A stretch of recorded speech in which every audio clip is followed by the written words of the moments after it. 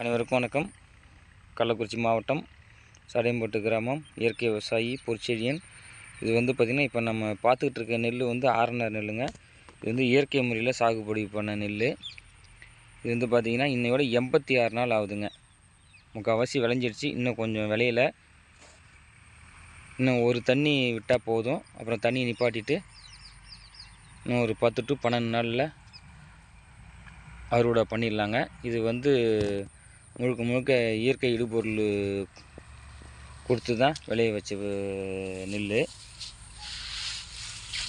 பார்த்திங்கன்னா நம்ம ஊட்டமேற்றிய தொழு உரம் போட்டிருக்கோம். நெல் வயலில் ஊட்டமேற்றிய தொழு உரம் விசிறி விட்டோம். அப்படியே ஊட்டமேற்றிய தொழு உரம் தண்ணி பாயும்போது நீர் பாசனத்தில் ஜீவாமிர்தம், புண்ணாக்கு கரைசல், சாணிப்பாசி கரைசல்,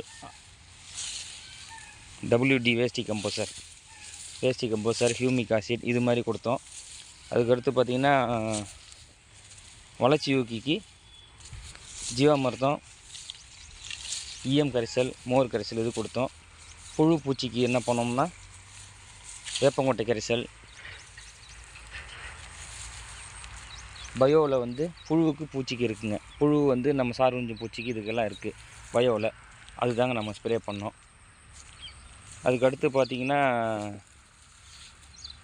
களைக்கொல்லி பயன்படுத்தக்கூடாது.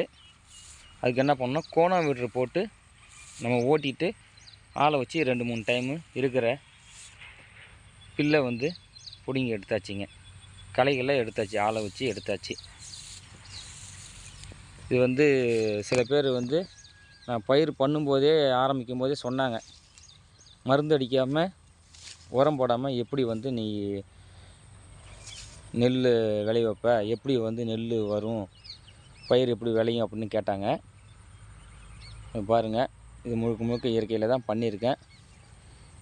இது மெயினாக ரசாயனம், பூச்சிக்கொல்லி மருந்து பயன்படுத்தாத நெல்.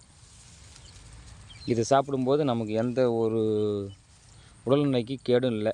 நான் ஸ்ப்ரே பண்ணும்போதும் சரி, நான் வயலில் எந்த வேலை செஞ்சாலும் சரி, நமக்கும் எந்த பாதிப்பும் இல்லை.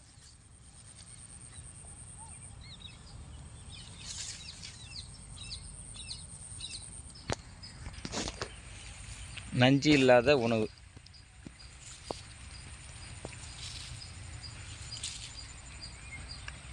நன்றி, வணக்கம்.